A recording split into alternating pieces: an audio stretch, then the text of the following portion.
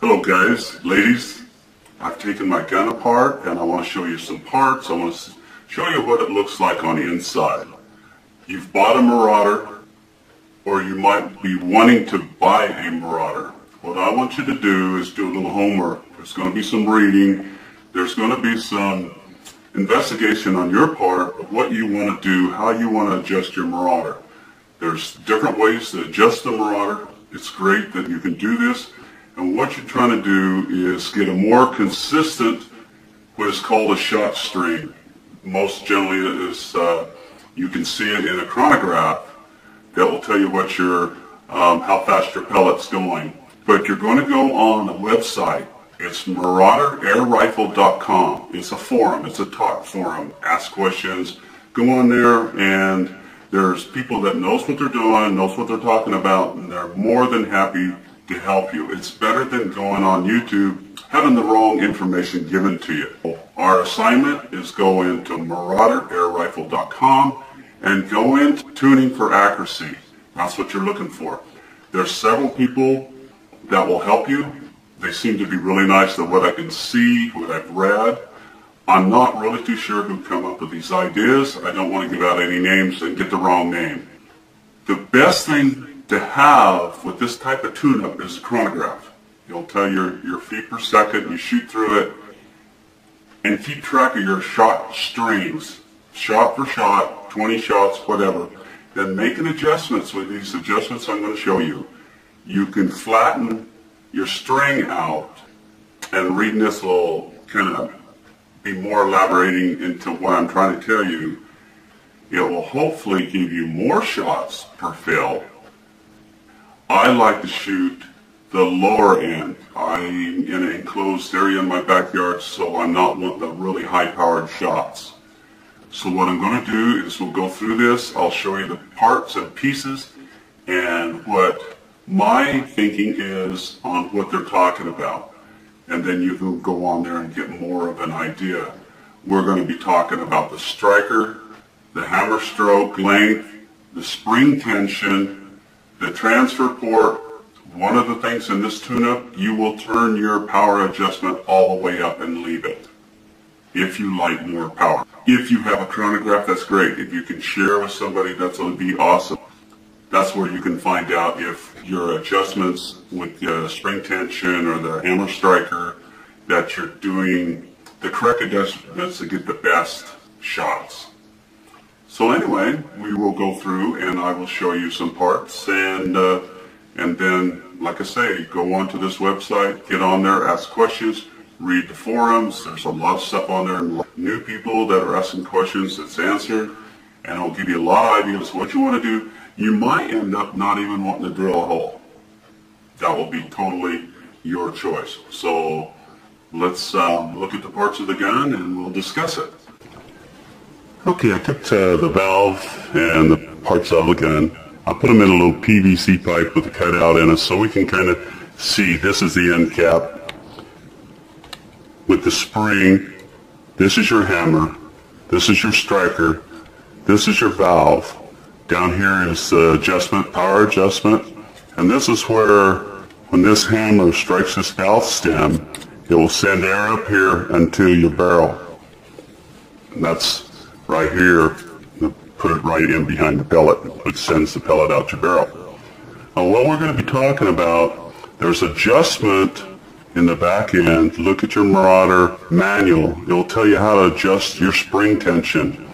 You can stiffen up the spring tension to your hammer to strike a little harder. There's also adjustment inside here, which you can vary the striker length to hit the valve harder and to push it in farther to allow more air in behind your pellet. Now what we're going to try to do is we're going to talk about opening up your valve adjustment, your power adjustment all the way up, and put your set screw in behind that and just leave it.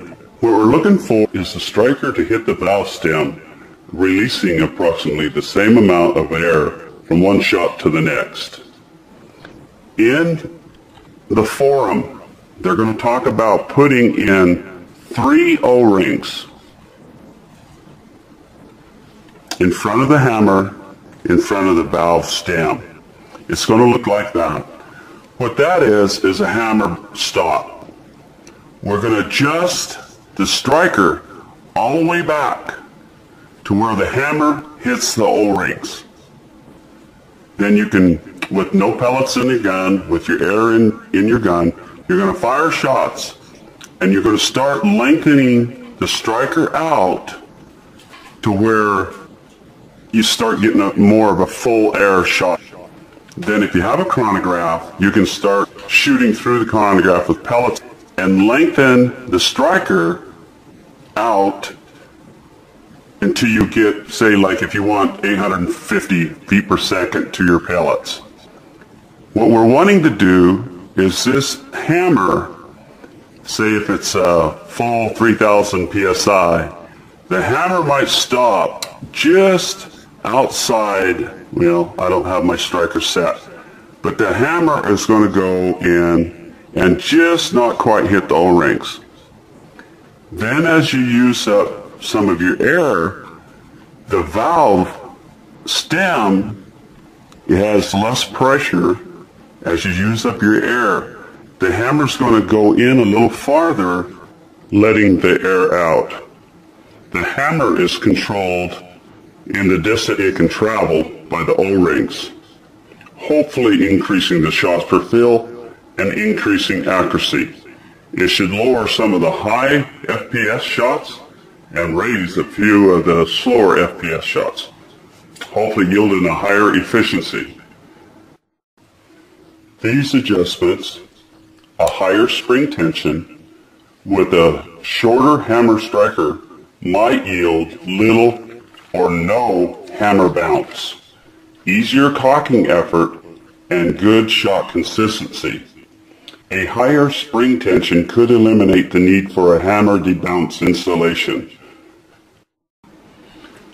I mentioned the hammer bounce system. What happens is when the hammer is thrown against the valve stem, it releases air, then the air will slam the hammer back, and it might bounce back into the valve stem, releasing more air.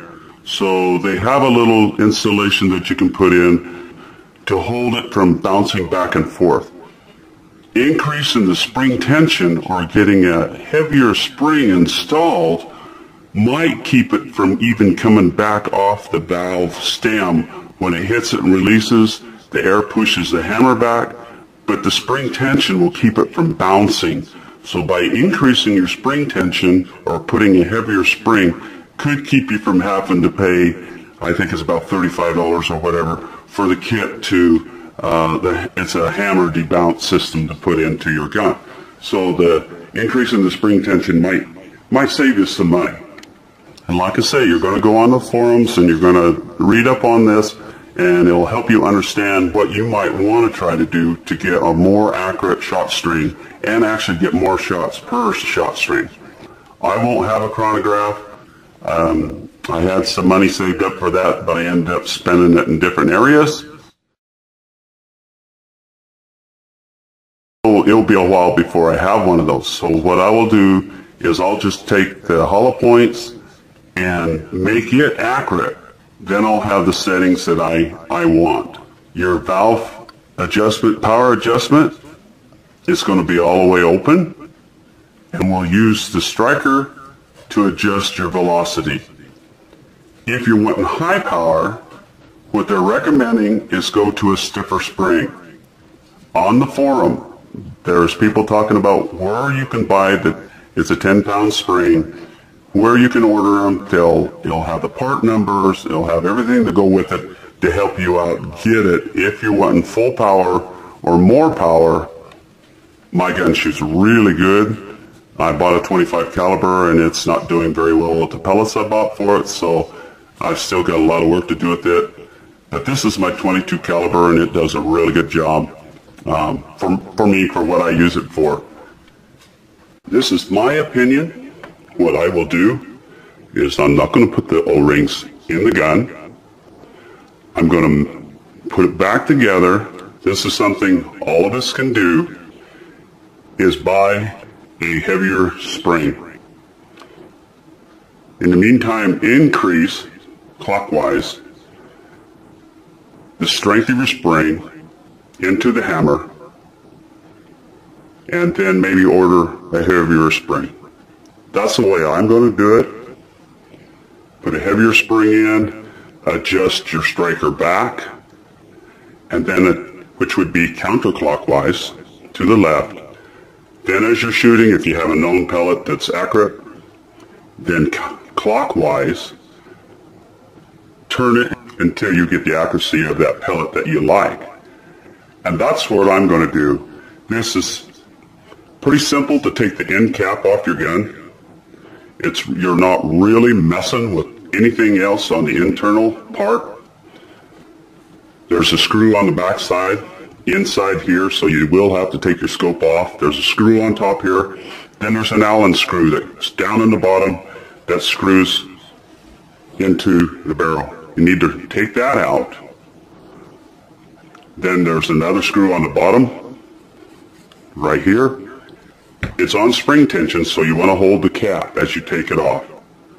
And you can just pull the spring out, put it back in, the heavier spring, put your screws back in, and you're ready to go.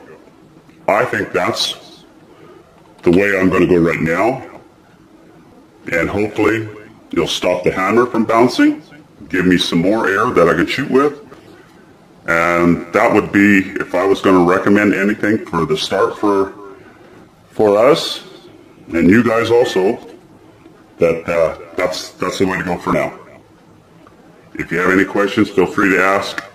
For some people that don't think I answer back, I do. If you don't do it out on the forum and you do it privately, when I hit send message, I have to assume my computer sends it and you receive it.